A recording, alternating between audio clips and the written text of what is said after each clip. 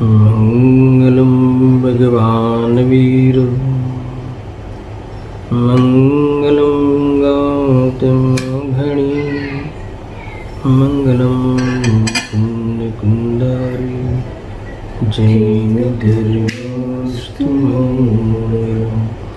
सर्वमंगल मांगल्यम सर्वकल्याणकारकं प्रदानं सर्वधर्माणां दैन्यं जयतुं शंसिनु दैन्यं जयतुं शंसिनु। नमस्मे साराय स्वानुभूत्या च सरस्वतीं चित्स्वभावाय भावाय सर्वभावान्तर्निच्छिदम् आत्मरूपयनुपमद्भुतं याहि लखे भवसिन्धुतरो आत्मरूप।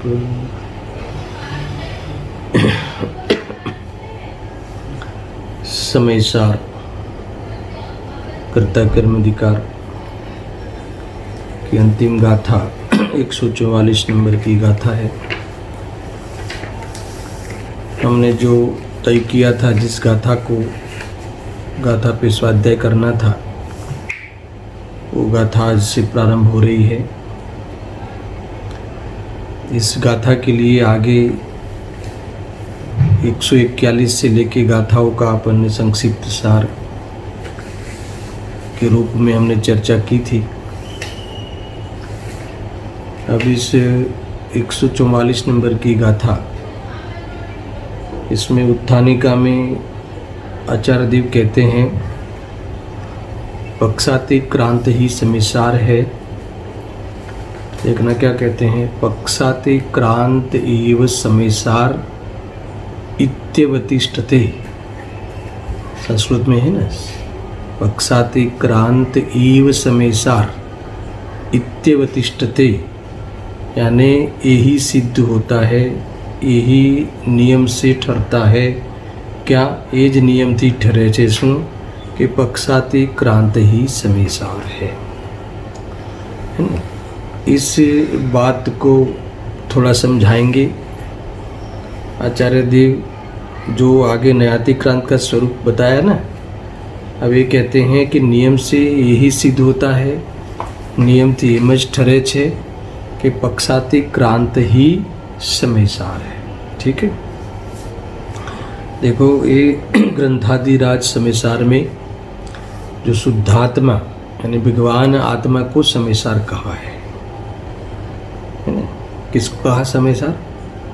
भगवान आत्मा को, सूझने की विषय वस्तु भगवान आत्मा, शुद्धात्मा, त्रिकाली ध्रुव परमात्मा, इसे ही समेसार कहा है। यानी और शुद्धात्मा को समझाते हुए कहते हैं कि द्रव्य कर्म, भाव कर्म, नो कर्म से रहित है, यही शुद्धात्मा है, इसे समेसार कहा। नमः समेसाराय बोलते हैं ना, उस समेसार को नमस्कार किया, उसी समेसार को प्राप्त करने की प्रतिज्ञा की है ना। नमः यानी प्राप्त करने की प्रतिज्ञा की। तो कौन सा समेसार है ना? ग्रंथ का नाम समेसार जो है ना, ये शुद्धात्मा को बताने वाला ग्रंथ है, यानी शुद्धात्मा को ही समेसार कहते हैं ऐसा। यानी जिसमें द्रव्य कर्म, भाव कर्म, नु कर्म नहीं है, वो शुद्धात्मा है और उसे समेसार कहा है। सुनना मेरे यहाँ तो और समझना, और यहाँ यही शुद्धात्मा में जब लीन होता है, जब कोई लीन होता है, अर्थात तो निर्विकल्प आत्मानुभूति होती है, तब क्या होता है? सुनना। इसी में ही सिद्धि होगी। यहाँ जो समय सार कह रहे हैं, पूरे समय शुद्धात्मा को ही समय सार कहा। मूल ग्रंथ में, ग्रंथ का मूल तो यही है ना, ध्येय है। अब यहाँ किसको समय सार कहा? उसी शुद्धात्मा की अनुभूति, उसी शुद्धात्मा में जो कोई लीन होता है अथवा निर्विकल्प अनुभूति करता है। तो जैसे मूल शुद्धात्मा द्रव्य कर्म में, भाव कर्म, नो कर्म से रहित है ना, तो ऐसे भी जब कोई शुद्धात्मा में स्थित होता है, समय में प्रतिबद्ध होता है, समय के प्रति है ना आश्रय लेता है, समय भगवान आत्मा का आश्रय लेता है, उसमें लीन होता है, तो क्या होता है? भाव कर्म उत्पन्न ही नहीं होते। समझना, वही बात लागू होगी। भाव कर्म उत्पन्न ही नहीं होते, तथा जो मिथ्यात्व सहित जो अथवा मिथ्यात्व और अनंतानुबंधी जो द्रव्य कर्म है उसका बंध ही नहीं होता। जो अनंत संसार का निमित्त कारण है, ऐसे मिथ्यात्व कर्म और अनंतानुबंधी कर्म उसका बंध ही नहीं होता। कब नहीं होता?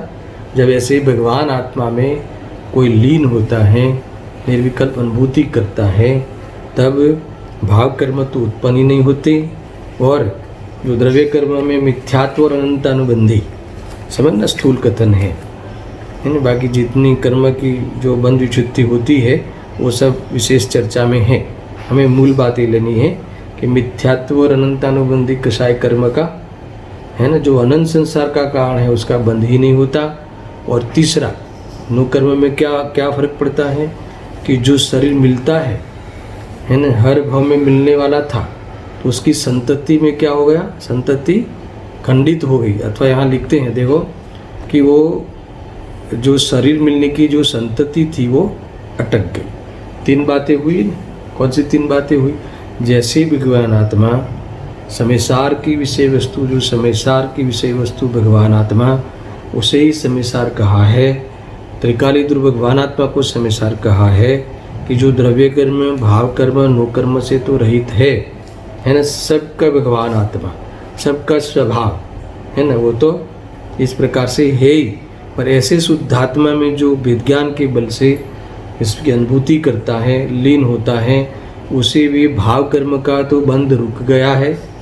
समझ में आया कि नहीं? और क्या हुआ? द्रव्य कर्म, मिथ्यात्व और अनंतानुबंधी आदि जो कषाय कर्म है उसका क्या हो रहा है? बंध रुक गया है, उसको भी नहीं बंधता। और आगे कहते हैं कि जो शरीर मिलने की जो संतति है वो संतति भी अटक गई है।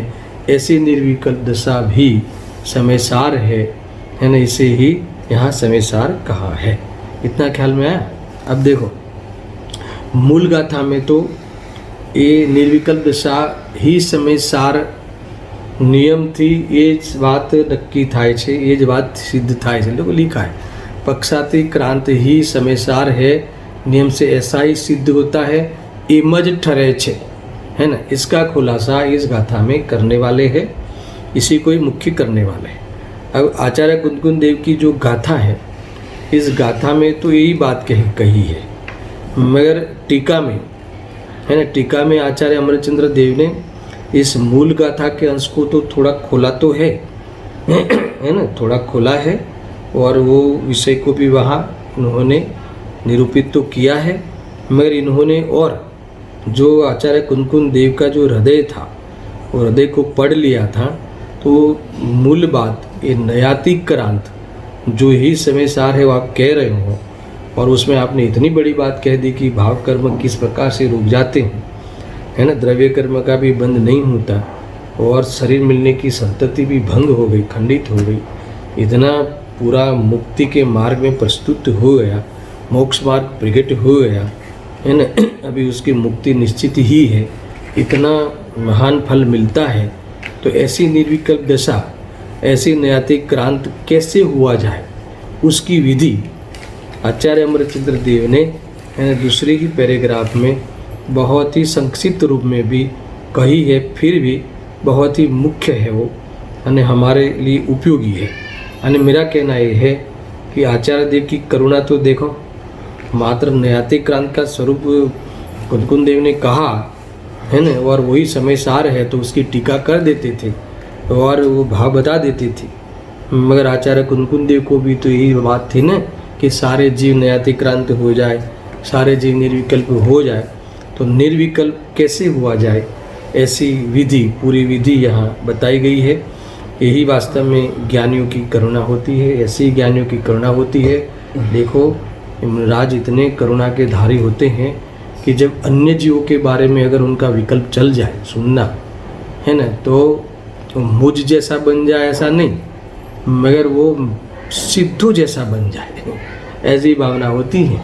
यानी मुझसे पहले इस जीव की मुक्ति हो जाए, ऐसी ज्ञानियों को करुणा सहज होती है। समझ में आया ना? नहीं तो क्यों बताते। इतना स्वरूप का आनंद आता है 7वें में, तो जब 6वें में आवे, है ना, तो बस सारे जीव मुक्ति को प्राप्त हो जाए। इसीलिए तो ये सारी जिनवाणी की रचना इस राग के निमित्त से हुई, इस करुणा के निमित्त से हुई है ना। और करुणा कोई सामान्य नहीं आती, सिद्ध जैसा बन जाए, बस ऐसी बात यहाँ इसमें आई है। देखो उत्थानिका में कहते हैं कि ये पक्षाति क्रांत ही समय सार है, यानी निर्विकल्प दशा ही समय का सार है, निर्विकल्प दशा ही सारभूत है, आत्मानुभूति ही समय का सार है, ये कहना है। यही सारभूत है। और ये सारे ये मूल सारभूत क्या है, यानी प्रयोजनभूत क्या है। शास्त्र पढ़ना प्रयोजनभूत है कि आत्मानुभूति, आत्मा के बारे में खाली समझ लेना प्रयोजनभूत है कि आत्मानुभूति प्रयोजनभूत है। तो आत्मानुभूति ही सारभूत है। पूरे विश्व में अगर एकमात्र कोई सारभूत हो, एकमात्र कोई प्रयोजनभूत कार्य हो, तो कौन सा है दर्शन? एकमात्र आत्मा की अनुभूति करना। देखो आत्मा की अनुभूति के बिना कोई ऐसा कहे कि मैं मज़े में हूँ, तो समझ लेना कि वो भ्रम में है। क्या कहा? आत्मानुभूति के बिना अगर कोई भी व्यक्ति ऐसा कहे कि मैं मज़े में हूँ, हम तो खुश है, हम तो आनंद में है, तो समझ लेना कि वो भ्रम में है। आत्मानुभूति के बिना सुख का प्रारंभ होना असंभव है। ये समझ में आया ना? इसीलिए हमारे जीवन का अगर कोई ध्येय हो, है ना, हमारा जीवन का प्रयोजन क्या है दर्शन? सुखी होना। तो सुखी होने के लिए क्या किया जाए? आत्मानुभूति करना है, निर्विकल्प दशा को प्राप्त होना है, शुद्धात्मानुभूति करना है, आत्मा में लीन होना है, अपनी पहचान करना है। इसलिए यही सारभूत है। इसलिए जितने भी शुभ अनुष्ठान किए जाते हैं, बीच में आएगा आपकी टीका में भी आएगा ये बात, और विशेष में कि जितने भी शुभ अनुष्ठान किए जाते हैं, जितने भी पूजा पाठ स्वाध्याय भक्ति और व्रत आदि जो भी कसाई की मर्यादा करना जो भी किए जाते हैं, वो सारे आत्मानुभूति के हेतु है, आत्मानुभूति के लिए किया जाता है। इससे कोई आत्मानुभूति होती ऐसा नहीं, मैं रोज़ वो माध्यम है, वो अवलंबन है। ऐसे अवलंबन लेते हुए आत्मानुभूति का ही प्रयास किया जाता है, आत्मानुभूति का ही पुरुषार्थ किया जाता है। इस प्रकार से ये बात हुई कि उत्थानिका में तो ये बात आई है। क्या बात आई है? कि एकमात्र पक्षाति क्रांत ही समय सार है, निर्विकल्प दशा ही समय सार है। अब मुझे थोड़ा विकल्प था कि जो गुरुदेव श्री ने ये उत्थानिका जो यहाँ पढ़ी है, जो इन्होंने उत्थानिका किस प्रकार से पढ़ी है ना, वो अपन देखते हैं उनके प्रवचन में। पहले उन्होंने जो उत्थानिका के बारे में भी बहुत बढ़िया कमेंट्स की है, आप शांति से समझना है इसको। देखो मूल वाक्य શું છે? पक्षाति क्रांत समय सार છે। मूल थे उत्थानिका, मूल उत्थानिका में क्या है?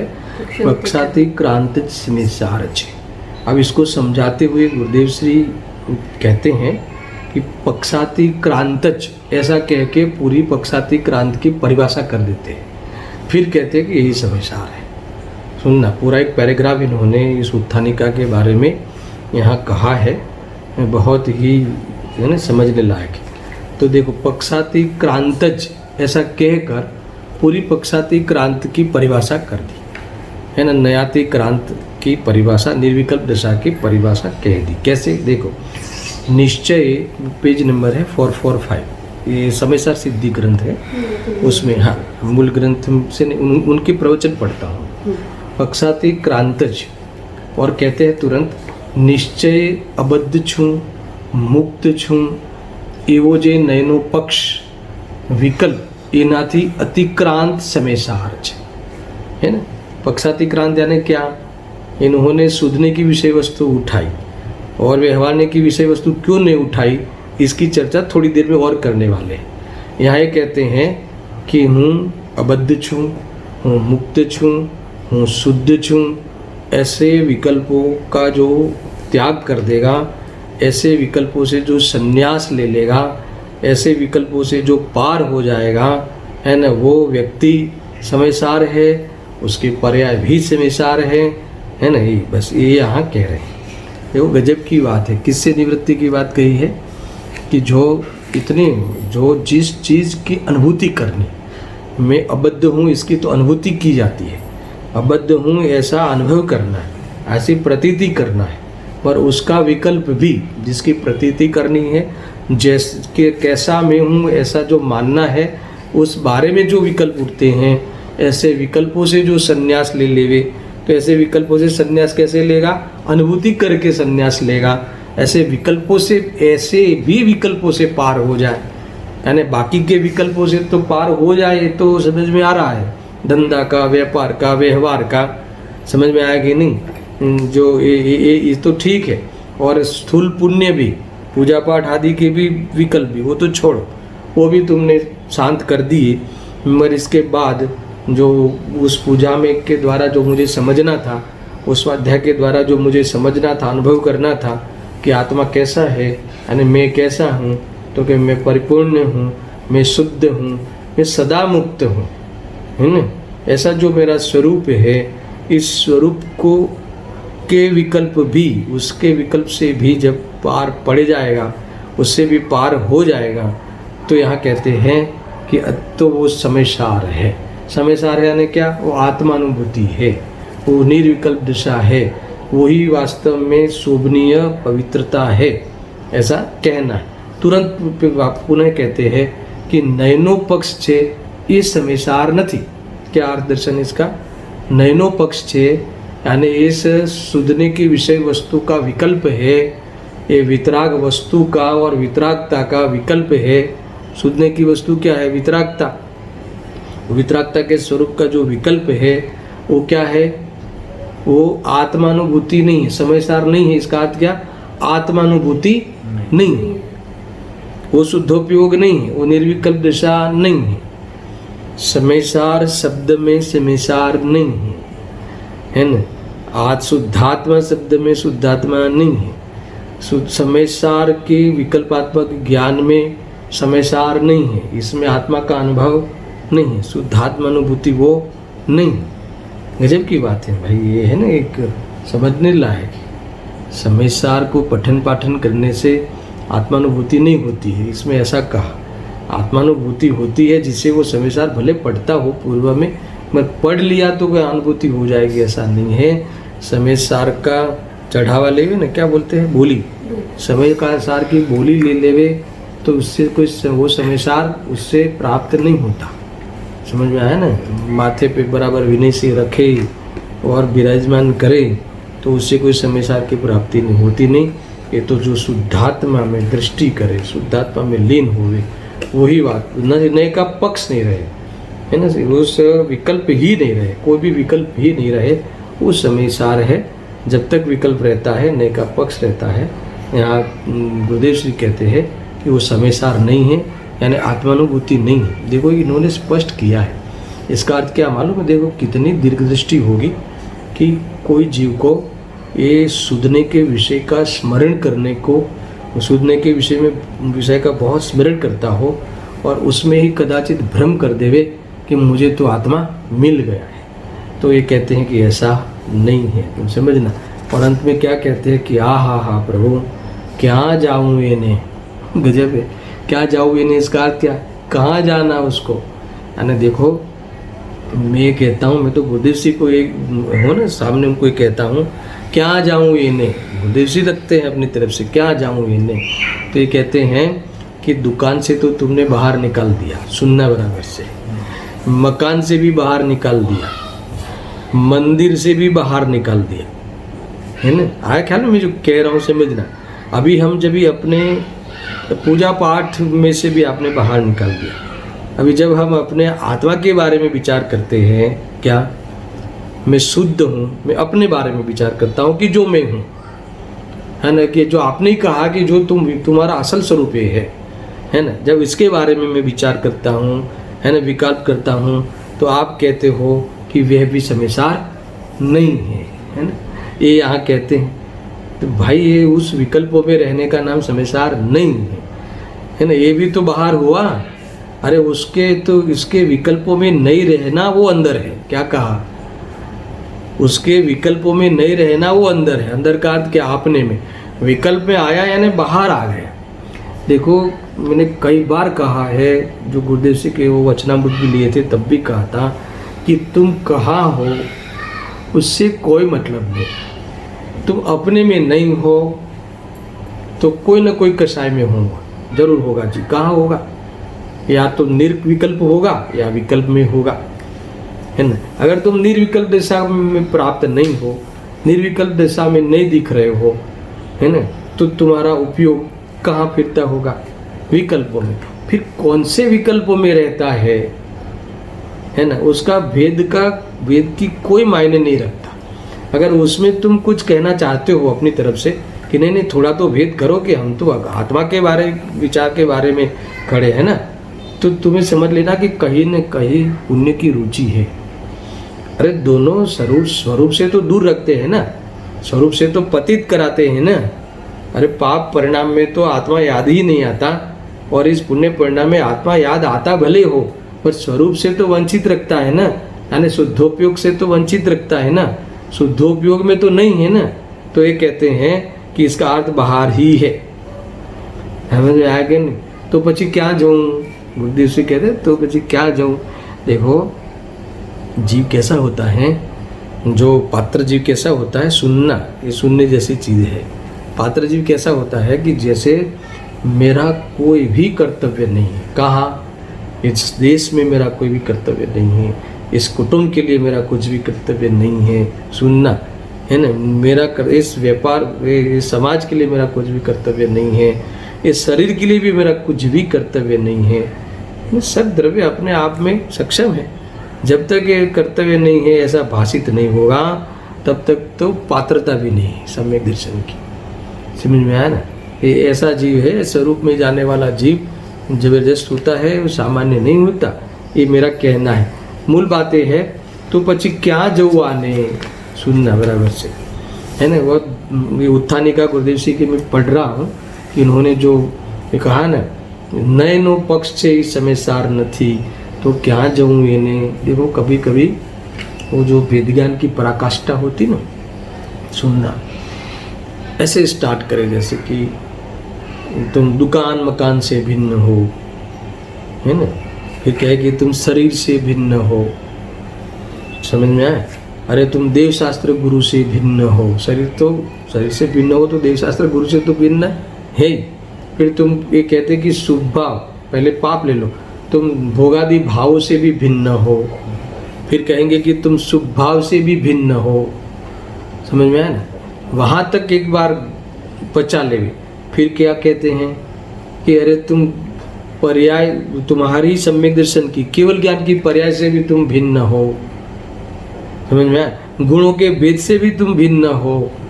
तो फिर बाकी क्या रहा? मुझे एक बार ये विचार आया, गुरुदेव श्री इतनी वेद ज्ञान की पराकाष्ठा से पूरी ताकत से वो बता रहे थे, तो मुझे उसी समय बहुत साल हो गए, कहीं कोई विषय चल रहा था, तो मुझे विचार आया कि फिर बाकी क्या रहा। तो तुरंत गुरुदेव जी के प्रवचन में आया कि फिर जो बाकी रहा ना, वो पूर्ण बाकी रहा, वही तुम हो। ये बात तुम्हारे समझ में आ जानी चाहिए। समझ में आया ना? तो बाकी कौन रहा? तो कि जो बाकी रहा वो तुम हो, और वो जो बाकी रहा वो पूर्ण है। समझ में आया ना? कौन बाकी रहा? तो कि शुद्धात्मा बाकी रहा, है ना, जे इस सब चीज़ों से भिन्न है। समझ में आया? न तुम रागमय हो, न तुम देहमय हो, न तुम ज्ञान के उघाड़मय जितने हो, कि न तुम एक समय की केवल ज्ञान की पर्याय जितने हो, है ना, जिसमें से केवल अनंत ही केवल ज्ञान की पर्याय साधी अनंत काल आने वाली है, ऐसे तुम हो। समझ में ये बात की कहीं। तो इस प्रकार से ये तो यहाँ कहा ना कि तुम कहीं से भी, तुम हमारे अंत में तुम पूजा पाठ सब में से तुम हमें बाहर निकाल लेते हो कि नहीं इसमें पण धर्म नहीं, ये पण परद्रव्य परलक्षी थवा वाला स्वभाव है। तो स्वलक्ष से किए जाने वाले जो हमारे आत्मा के बारे में विचार है ना, उसमें हम बहुत सोचते हैं, बहुत चर्चा करते हैं, वितरागता की ही चर्चा करते हैं, अपने वितराग स्वरूप का ही चिंतन मनन करते हैं। तो आप क्या कहते हो कि ये पण समयसार नहीं, ये पण शुद्धात्मानी अनुभूति नहीं, ये पण शू कहे थे निर्विकल्प दिशा नहीं, ये पण राग छे, ये पण बंध तत्व है। तो પછી हमारे जाऊं क्या? तो एक श्रोता ने तुरंत कहा त्रिकाड़ी में, ऐसा है देख लो, इसमें लिखा श्रोता ने कहा जाऊं क्या, तो क्या त्रिकाड़ी में, यानी त्रिकाड़ी में जाऊं उसका अर्थ बहुत खुलने वाला है आगे। यानी ये जो मैं त्रिकाली हूँ, यानी जिसमें काल भेद नहीं है, अखंड द्रव्य है, उसके आश्रय में सदा रहो, नहीं तो विकल्पों का ढेर हो जाएगा, है ना। अध्रुव का लक्ष्य करोगे पलटती चीज़ों में, तो वो फिर विकल्प के सिवा कुछ हाथ नहीं आने वाला है। सुनना भी बराबर में। थोड़ा और आगे बढ़ता हूँ कि तुम्हें, इनका कहना ये है कि यानी कहीं नहीं रुकना है, तुम्हें सब कुछ जानने में आएगा, पर उपयोग को कहीं स्थायी करना नहीं है, ऐसा है। देखो थोड़ी स्थूल बात में चले जाते हैं, ख्याल में आएगा आपको कि जैसे किसी को ऐसा लगे कि आत्मा को पाने के लिए चलो शिखर जी चले जाते हैं, इधर ये बात भी अंदर खुलेगी, बराबर ध्यान रखना। ऐसा लगे कि आत्मा को तो प्राप्त करना है, तो कहाँ मिलेगा, है ना, धर्म करना है, आत्मा को प्राप्त करना है, तो चलो शिखर जी हो आते हैं, चलो गिरनार जी हो आते हैं। किसी को ऐसा लगे, है ना, सोनगढ़ चले जाते हैं, देवलाली हो आते हैं, तारंगा जी हो आते हैं, है ना। ये सारे जो धर्मायतन है ना, जाके भी थोड़े धर्मायतनों की व्यवस्था भी देख लो, धर्मायतनों की सुरक्षा भी देख लो। तो ये कहते हैं कि तुम ये जो सारे तेरे भाव है ना, कभी कभी ऐसा ही, मैं इसलिए प्रैक्टिकल बात करता हूँ कि हम सब लोग साथ में चलते हैं, तो ये भाव अपने को ख्याल में आते हैं कि कम से कम अपने यहाँ हुआ आवे तो ये पंचम काल के अंत तक तो ये सब सुरक्षित रहे, ये सब होगा। तो ये कहते हैं कि देखो ये ऐसा सोचना है ना कोई मोक्ष मार्ग का कारण नहीं है, समझना। ये कहते हैं कि पंचम काल में जितना प्रकाश होने वाला है ना, उतना होगा ही होगा। यानी पंचम काल में अंत तक खाली एक ही मुनिराज बचेंगे और उनसे भी टैक्स लिया जाएगा, यानी कोई तुम्हारे बचाने की भाव से कोई कुछ होगा नहीं। ये बात ठीक है, गृहस्थ जीवन में ये धर्मायतनों की सुरक्षा का भाव आवे, है ना, पूजा पाठ का भाव आवे, दर्शन करने का, यात्रा करने का, वंदना करने का भाव आवे, साथ में उस धर्मायतनों की सुरक्षा का भी भाव आवे, ना नहीं है। अगर ये भाव नहीं आवे तो श्रावक बने में भी वो दरिद्र है, बात ये नहीं है।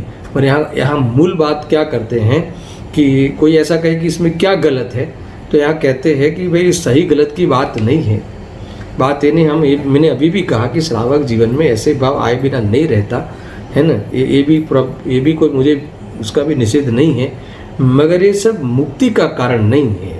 ये रक्षा करने का भाव आवे, पूजन वंदना का भाव आवे, जो भी आवे, यहाँ कहते हैं कि वो मोक्ष मार्ग नहीं है, और वह सब मुक्ति प्राप्त करने का भाव नहीं है, उससे मुक्ति नहीं मिलती। समझना, देखो ये तो बहुत मैंने स्थूलता से बात चालू की, मगर एक कौन सा ग्रंथ, समाधि शतक, समाधि शतक में पूज्यपाद स्वामी नाम सुना होगा, दर्शन आचार्य पूज्यपाद स्वामी, तो ये कहते हैं कि ये जो सुनने सुनाने का जो भाव है, सुनना बराबर से बहुत कठिन पड़ेगा ये। अभी हम कार्य कौन सा कर रहे हैं, सुनने सुनाने का, वही चल रहा है ना। अब सारे लॉकडाउन में सुबह से लेके 24 घंटों पूरे, है ना, ये शिविर और वो शिविर और गुरुदेव जी के प्रवचन से सुबह से स्टार्ट होता है, तो अनेक विद्वानों, है ना, ऑनलाइन पे या जो भी कहते हो आप, उस पर सब चालू है ना ये सुनने सुनाने का। तो पूज्यपाद स्वामी कहते हैं कि सुनने सुनाने का भाव भी उन्मत्त बना है, बहुत भारी पड़ेगा, इसलिए मैं कह रहा हूँ कि ये पागलपन है, ये उन्मत्त चेष्टा है। देखो अंदर में जाने की जिसको तड़प होती ना, लगनी होती ना, ये ऐसे दुनिया में जो प्रशंसनीय भाव है, प्रभावना के सुनने सुनाने का भाव, ये भी इनको क्या लगता है, पागलपन लगता है ना। और इसी बात को सिद्ध करने के लिए और भी काफ़ी गाथाएं लिखी इन्होंने 2-3। इस गाथा में कहते हैं कि देखो कैसे पागलपन की सिद्धि करते हैं। सुनना कि जो सुनता है अर्थात जो जानता है वह तो दिखाई नहीं देता। क्या कहा कि जो सुनता है जो जानता है वो तो हमें दिखाई नहीं देता, और जो दिखाई देता है ना, वह सुनता नहीं है ना। तो फिर मैं किसको समझाऊं, है ना। ख्याल में है क्या इनकी गाथाओं में इन्होंने लॉजिक दिया है कि जो सुनता है वो तो मुझे आंखों से दिखाई नहीं देता, है ना, और जो दिखाई देता है वो सुनता ही नहीं। समझ में आया ना। तो फिर मैं किसको सुनाऊं। आप देख लेना पूज्यपाद स्वामी के इस ग्रंथ को, है ना। तो सुनना सुनाना उन्मत्तपना ही तो हुआ कि नहीं। समझ में आया ना। इसलिए वो तो कहते हैं कि ये उन्मत्तपना, ये पागलपना छोड़ के मैं तो ये क्या कहा, मैं तो शुद्धोपयोग में ये चला, इस प्रकार से जाते हैं। यानी ये जो सुनने सुनाने के भाव के प्रति भी इनकी कितनी उपेक्षा रहती है ना, उसके प्रति उनका कितना परायपन रहता है। ये बात आपको समझ में आ रही है मैं जो कह रहा हूँ, ये ऐसा है ना। ये टूक में ये है कि जिस स्वरूप में जाने की जब भावना तीखी होती है ना, भावना तीव्र हो जाती है, तब ये सुनने सुनाने का भाव भी पागलपन जैसा लगता है, और कोई किसी से समझता ही नहीं, समझाने से कोई समझता ही नहीं, है ना। जब वो स्वयं समझेगा तब समझ जाएगा, ऐसा ही है। ये सुनना बराबर से। तो देखो कि ये निमित्तिक का कार्य है। थोड़ा सा हम कर्ता कर्म अधिकार का अपन थोड़ा टेस्ट ले लेते हैं यहाँ पे। सुनना एक दो बातें और करनी है कि जैसे ये सुनने सुनाने का उन्मत्तपना कहा है ना, ये तो पागलपन है ऐसा कहा। तो ये कहते हैं कि निमित्तिक जो प्रसंग है, निमित्तिक की जो व्यवस्था है वो आचार्य देव के ज्ञान में नहीं थी, ऐसा नहीं है ना। मगर निमित्तिक क्या है वो थोड़ा समझ लो। अगर सुनना, मैं आपको उपादान रूप से समझा सकता हूँ, मान लो, यानी मैं कोई पदार्थ का कार्य उपादान से करता हूँ तो मुझे उस रूप होना पड़ेगा, है ना, क्योंकि व्यापक भाव एक ही द्रव्य में लगता है ना, तो वो तो नियम है। तो अगर जो मुझे किसी द्रव्य का काम करना हो तो मुझे उस रूप होना पड़ेगा, तो मुझे मेरी सत्ता का अभाव करना पड़ेगा। मान्य है क्या, है ना। अरे तुम्हें मान्य हो तो भी ऐसा हो नहीं सकता, है ना। इसलिए वैसे वो कोई पूछे तो मान्य कैसे होगा, मान्य है ही नहीं। हम अपनी सत्ता को समाप्त करके किसी का काम कैसे करें। नहीं तो किसी का काम करना हो तो आपको आपकी सत्ता छोड़नी पड़ेगी, है ना। बाह्य रोटली बनावी होए तो बाह्य रोटली बनवी पड़से, ये आता ना निमित्त उपादान। तो उपादान से अगर तुम परद्रव्य का कर्ता बनोगे तो तुम्हें उस रूप होना पड़ेगा, तुम्हारी सत्ता नाश हो जाएगी। अब सुनना, ये कोई बात नहीं, निमित्तिक तरीके तो करता है कि नहीं। अब सुनना, पहले निमित्तिक रूप से करता है ना क्या। अगर तुम जब समझोगे तो उसमें मेरा योग और उपयोग निमित्त है। समझ में आया ना। योग और उपयोग का अर्थ पता है। योग और उपयोग यानी जो मेरी ये जो वाणी के माध्यम से, वचन के माध्यम से, अर्थात ये हाथ पैर हिलते हैं ना, तो उसके माध्यम से आत्मा के प्रदेशों का कंपन होना, वो योग है, ठीक है। और उपयोग क्या है, ये जो राग समझाने का राग है ना, ये राग मिश्रित उपयोग। तो ऐसा और योग और उपयोग तुम्हारे समझने में, अभी जो तुम समझ रहे हो उसमें निमित्त है। अब मैं आपको कहूँ कि निमित्त तरीके तो करता कहो, तो मुझे अगर जिस के कार्य का निमित्त तरीके करता बनना होगा तो मुझे वहाँ इस योग और उपयोग को लेके मुझे हाजिर रहना पड़ेगा। तो इससे मेरा जो मोक्ष है वो मोक्ष का अभाव होगा। आया समझ में। अगर उपादान रूप से कर्ता बनते हैं तो मेरी वस्तु का अभाव होने का प्रसंग आएगा, और निमित्तिक तरीके कर्ता बनने का मैं आग्रह करता हूँ, है ना। और अगर वो पक्ष में चुनता हूँ तो वो हर पदार्थ के कार्य में मुझे हाजिर रहना पड़ेगा, और मात्र हाजिर रहना पड़ेगा नहीं, मेरा वो योग और उपयोग उसमें निमित्त कारण बनता है।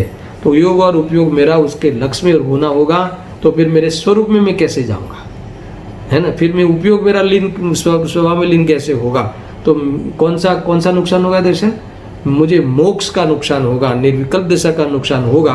तो यहाँ कहते हैं कि इसीलिए आचार्य पूज्यपाद स्वामी कहते हैं कि ऐसा पागलपन मुझे नहीं चढ़ा है ये थोड़ी अस्थिरता है, राग आ जाए तो मैं यही समझाऊंगा। क्या समझाऊंगा कि समझने समझाने का भाव क्या है, उन्मत्तपना है, यही समझाऊंगा। हर गुरुदेव जी कहते हैं ना, हर आत्मा समझणनो पिंड છે। દરેક આત્મા શું છે? સમજણનો પિંડ છે। એટલે એને સમજાવવાની જરૂરત નથી। આ તો સમજાવવાના રાગથી બચાતું નથી, હે ને, એટલે સમજાવવામાં આવવું પડે છે। તો આવવું પડે છે, પણ હું સમજાવવામાં ક્યાં આવ્યો છું? એટલે સમજાવવાના રાગ સાથે તો મારું કોઈ કર્તવ્યપણું છે નહીં, એટલે હું તો એનો પણ શું છું? જ્ઞાતા દ્રષ્ટા છું। इतनी जबरदस्त ये जो थीम है, वास्तव में गुरुदेव जी का अनंत उपकार है कि ये जो थीम हमारे समझ में आवे। तो आप तो तुरंत कह सकते हो कि जब समझने समझाने का भाव उन्मत्तपना है, ठीक है, तो हम काल से समझने के लिए नहीं बैठेंगे, है ना। तो इसका अर्थ ऐसा कहाँ निकलता है? अरे समझने समझाने के प्रसंग में भी कोई समझा नहीं सकता, एक, और समझने समझाने का जो विकल्प है ना, तो मैं समझाऊंगा, ये विकल्प है, वो पागलपन है। क्यों? क्योंकि ये पागलपन क्यों लगा? क्यों? क्योंकि जिसको मैं समझा, जो समझने वाली चीज़ है वो दिखाई नहीं देती, और जो दिखाई देता है वो समझता नहीं। किसको समझाऊं? ऐसा कहकर वो अपने में तो ये चला अपने शुद्धोपयोग में, ये कह रहे हैं। तो ये जो अंदर में जाना हो ना, तो इस प्रकार से भाव की उपेक्षा रहती है, और दृष्टि तो सम्यक है ही, मगर परिणामों में भी जैसे नहीं रहना है। एक जैसे है ना, वो आहार के लिए मुनिराज आते हैं ना, आहार के लिए, तो कुछ न कुछ जो धारण करते हैं, धारते हैं ना, कि भाई 5 बादाम, इसको कौन सा शब्द कहते हैं, उसे मैं भूल गया है, अनुग्रह या नहीं, कुछ है शब्द, भूल गया। तो ये जो अभिग्रह लेते हैं ना, अभिग्रह जो भी ऐसा शब्द है, देख लेना। तो ये धारते हैं, तो ऐसी चीज़ सोच के आते हैं कि मुझे ऐसा सामने योग मिलेगा तो मैं आहार करूँगा। तो इसका अर्थ है कि इनको आहार करना ही नहीं है, ऐसा धारण करके आते हैं, भोजन आहार करने का भाव ही नहीं है ऐसा। तो एक ये कह रहे हैं कि इसमें किस प्रकार से कषाय आ जाती है, उनके भूमिका के अनुसार संज्वलन की तीव्रता आती है, फिर भी भान रहता है, और स्वरूप में जाने का जो परिश्रम है, वो पुरुषार्थ है, वो पुरुषार्थ में ही लगे हुए होते हैं। इसलिए इस प्रकार के भाव आते हैं। आपको ऐसा लगे कि ठीक है, तो फिर हम कल से आपके प्रवचन में नहीं आऊँगा, तो फिर आपको ये अर्थ नहीं समझ में आया, भाई किसके प्रवचन में आना है ना, ये फिर वो तो क्या आप क्यों प्रवचन करते हो? फिर जब समझाता है कोई, समझने समझाने का भाव उन्मत्तपना है, तो गुरुदेव होते तो क्या जवाब देता? क्या जवाब देते? कौन करे प्रवचन, कौन करे? समझ में? ये तो मूल है, कौन करे? तुम्हें जो दिखता है वो ऐसा है ही नहीं, समझ में आया ना? जबरदस्त बात है, वही से तो देखना है। देखो यहाँ बात सुनने सुनाने की बात नहीं है। यहाँ कोई सुनना या नहीं सुनना, और हम कल नहीं सुनेंगे और कल बैठेंगे, ऐसी कोई बात नहीं है। तुम में ये कहते हैं कि मूल बातें है कि अंदर में जाना है। यहाँ सुनने नहीं आऊँगा और सुनने आए हो, ये बात यहाँ कुछ नहीं।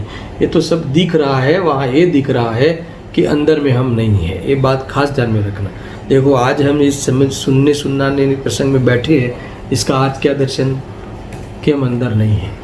हम कहाँ हैं? विकल्प में। विकल्प में रहना यानी हम बाहर में है। आया ख्याल में? कोई बात पकड़ में आती है? ये बात मुख्य है।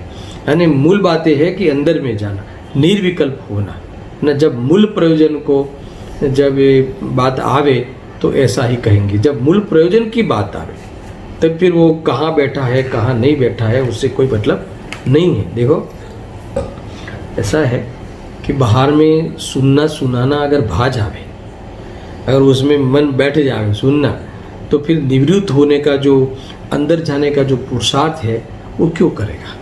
ये सुनने सुनाने में भी संतुष्ट हो जाएगा।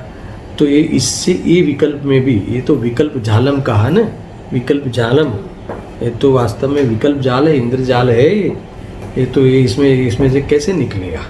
फंसते ही जाएगा, दुनिया प्रशंसा करते ही जाएगी। दुनिया तो है ना गुणग्राही है, प्रशंसा करेगी ही, और प्रशंसा हमें जीभ पे लग जावे, समझ में आए कि नहीं, वो भा जावे, आत्मभान भूल जावे, और आत्मभान हुआ ही नहीं हो तो, और उसका पक्ष हो तो बात खत्म हो गई। तो फिर वो क्यों, फिर वो उसे तो देखो कितनी पड़ापड़ी फिर होती है। हमारा प्रवचन रखो, हमारा ये करो, हमारा ये करो, क्या मतलब है ना? ये तो कोई प्रवचन की तो भगवान की वाणी हम सब मिलके इस बस शेयर करते हैं, इस प्रकार से चर्चा करते हैं। और इस चर्चा में भी मूल प्रयोजन वाली वस्तु जब जब हमें समझ में आवे तो ऐसा लगे कि ये चर्चा बंद हो जाए। क्या आवे, ये चर्चा भी बहुत हो गई, ये कहते हैं, ऐसी बातें हैं भाई, समझने लायक है। कोलाहलेन, ऐसा है ना एक श्लोक, कोलाहलेन, ये भी कोलाहल है। ये जब तक कोलाहल नहीं लगेगा तब तक नहीं खिलती, ऐसा है। यानी जी कभी भी तो लोक में भी जैसे भोजन कोई बढ़िया बनाया हो, दर्शन तुम्हें कोई भाती डिश बनाई हो और उसकी मम्मी चर्चा ही करे, उसका बखान ही करे, तो तुम्हें फिर आगे भारी पड़े, बोले लाओ जल्दी सेवन करना है ना? फिर भी वो बस उसकी है ना तारीफ ही करती रहे, तो ऐसा लगे ना कि ये अभी कोलाहल है, बंद करो, अभी हमें भोजन करने दो। तो यही बातें हैं भाई, अनुभूति एक इस प्रकार की होती है। देखो मैंने ये कहा था, उद्देश्य ये कहते हैं कि ये सब समस्या खड़ी हो जाएगी अगर तुम ये सुनने सुनाने का भाव भी है ना, ये इसमें अगर तुम्हें एकांत हो जाएगा तो ये फिर पुरुषार्थ नहीं होगा। कुल मिला के कहते हैं कि नैनो पक्ष छे તે સમયસાર નથી, જ્યાં સુધી નૈનો પક્ષ છે ત્યાં સુધી સમયસાર નથી, એટલે निर्विकल्प दशा नहीं, आत्म शांति नहीं, ऐसा यहाँ कहते हैं। देखो मूल है कि नय का पक्ष आ जाए, सुनना, कोई किसी नय के पक्ष में एकांत हो जाए तो वो तो मिथ्यात्व ही है। अरे सुधने के पक्ष में भी, सुधने के जो नय में भी, सुधने में भी, उस विकल्प में भी अगर एकांत हो जाए तो ये मिथ्यात्व है।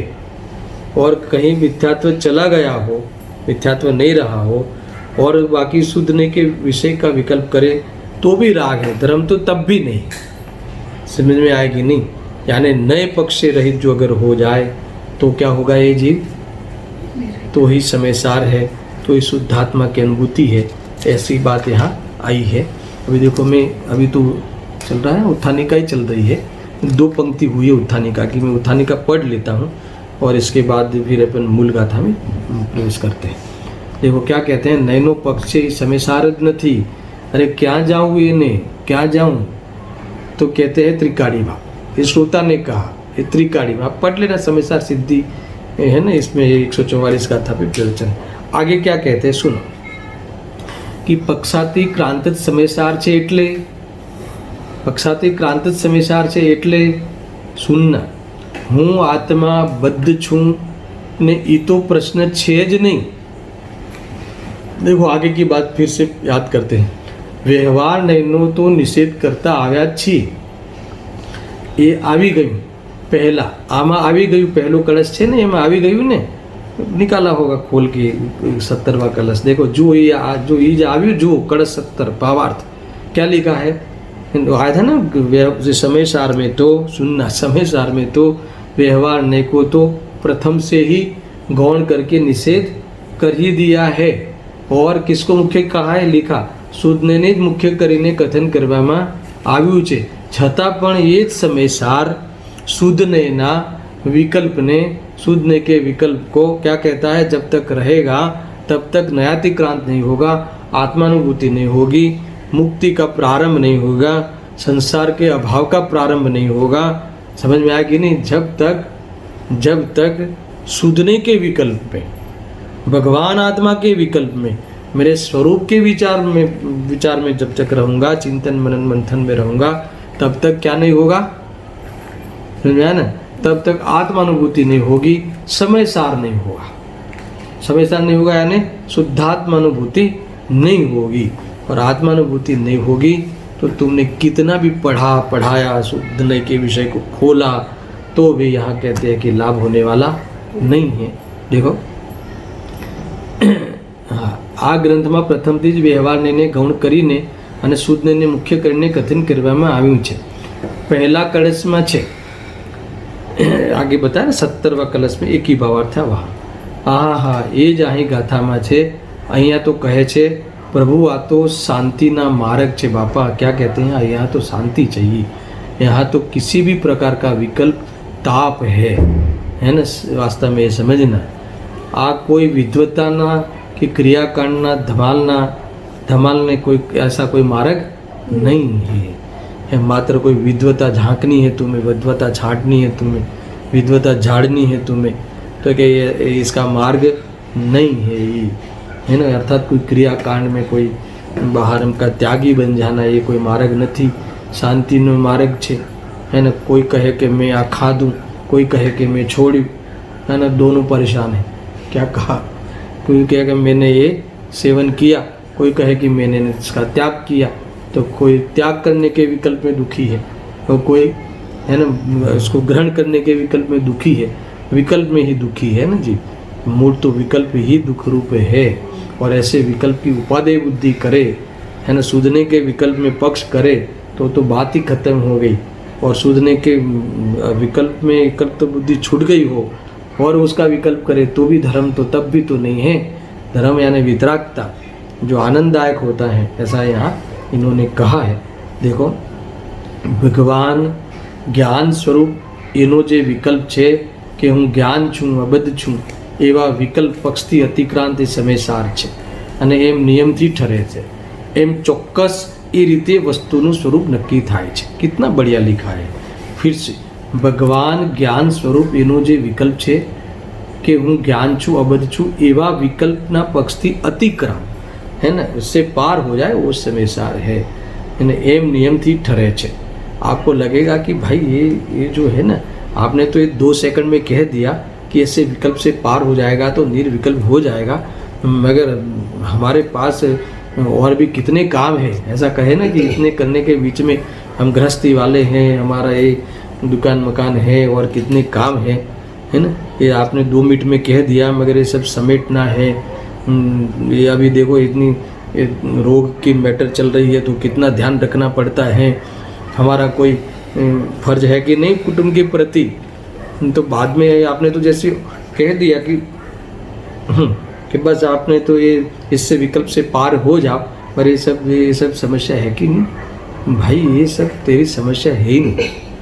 सुनना, एक बात मैं आपको बताता हूँ कि जब एक बार ऐसी बात चलती थी कि स्वरूप में लग जाना, हमारा तो इसलिए जन्म हुआ है और तुम्हें इस विकल्प को तो गृहस्थ जीवन में हमारा रहना शोभा नहीं है। सुनना दर्शन, इतने एक मित्र थे तो उन्होंने मुझे कहा ये तो ठीक है, आपको बोलना अच्छा लगता है और ये तो आपको इस 2 सेकंड में कह दिया, मार्क बता दिया, मगर जब कोई घर में कोई तेल के डब्बा का पैसा मांगे कि लाओ 2000 रुपया एक तेल का डब्बा, तब पता चले, है ना। ऐसा मुझे भरी सभा में कहा। तो मैंने जवाब दिया कि देखो, कि तुम्हें ऐसा लगता है, गुरुदेव जी ऐसा जवाब देते तो कैसा देते कि तुम्हें ऐसा लगता है कि 2000 दिया इसलिए तेल का डब्बा आया, है ना। ऐसा है ही नहीं। तुमने तेल का डब्बा लाया वो तो है ही नहीं, और 2000 दिया इसलिए तेल का डब्बा आया ऐसा भी नहीं। समझ में आया कि नहीं। गजब भी अगर ये समझ में आ जाए तो जैन धर्म समझ में आ जाए, है ना। ये कह के मैं छोड़ता हूँ आज विषय को, हमें समय भी हो गया है। क्या कहा कि भले तुम्हें ऐसा लगा कि मैंने 2000 कमाया और आज कमा के आया और तेल का डब्बा लाया। गुरुदेव जी कहते हैं कि तुमने 2000 कमाया ये बात भी झूठी, और 2000 तुमने दुकानदार को दिया इसलिए तेल का डब्बा यहाँ आया ये भी गलत है। जब तक तुम्हें दुनिया ऐसी दिखेगी तब तक तुम्हें ये आत्मानुभूति नहीं होगी। अब इससे आत्मा का क्या संबंध। अरे तो तेल का डब्बा जो आया है ना, वो पैसा देने से नहीं आया है ना। ये अनाज आता है तो ये पैसा देने से नहीं आता है। तो कोई कहे कि पुण्य का उदय से तो आता है ना, तो कि हमें ये भी नहीं बताना है। सुनना, अरे वो जो आता है ना वो अपने स्वकाल में अपनी योग्यता से ही आता है। और सुनना, वो जो जहाँ आता है वहाँ तू नहीं है, और तू है वहाँ वो आता नहीं है। तो तू कहाँ है, जहाँ ज्ञान है वहाँ तू है, और जहाँ तू है वहाँ ज्ञान है। यानी ज्ञान, डब्बा का ज्ञान तो होता है मगर डब्बा तुम्हारे में नहीं आता। इसलिए तुम्हें न किसी पदार्थ की जरूरत है। सारे विश्व के सारे द्रव्य अपने अपने परिणमन के अनुसार वहाँ पहुँचते हैं, होता है, सब है। तुम तो ज्ञाता दृष्टा रह के आनंद कर लो। बाकी तुम कहो कि नहीं, ये ज्ञाता दृष्टा बाद में रहूँगा, पहले 2000 कमाने को जाऊँ, फिर घर में सब ये सामग्री दे दूं और उसके बाद फिर मैं प्रभु आपके मार्ग पे आ जाऊंगा, है ना, सारे बाल बच्चों को मैं क्या कर दूं, है ना, सेटल कर दूं, है ना, ऐसा नहीं होता। बेटे को डॉक्टर बना दूं, बेटे को बराबर, है ना, सेट कर दूं, जमाई को भी बराबर धर्म सिखा दूं, तो क्या ऐसा होने वाला नहीं है। देखो ये सारी जो बाहर की जो ये सब व्यवस्था है ना, ये वास्तव में लोक व्यवस्था है। और हम जो बात कर लेके बैठे हैं ना, वो मोक्ष की लेके बैठे हैं। तो आप फिर वो लोक व्यवस्था बीच में लाओगे तो ये तो मोक्ष जाना है कि लोक व्यवस्था ही करते रहना है। तो फिर मोक्ष में जाना हो तो वो लोक की व्यवस्था है, वो होते रहेगी, है ना। तुम्हारे कारण कोई किसी तरह का परिणाम नहीं अटकता, है ना। ये बात को हमें ध्यान में रखना चाहिए। इस प्रकार से गुरुदेव सिंह ने उत्थानिका के बारे में इतनी बातें कही, और कल से अब मैं मूल गाथा का स्वाध्याय करते हुए गाथार्थादि को विशेष पढ़ेंगे। सहजानंदी शुद्ध स्वरूप अविनाशी आत्मस्वरूप, सहजानंदी शुद्ध स्वरूप अविनाशी आत्मस्वरूप, सहजानंदी शुद्ध स्वरूप अविनाशी आत्मस्वरूप।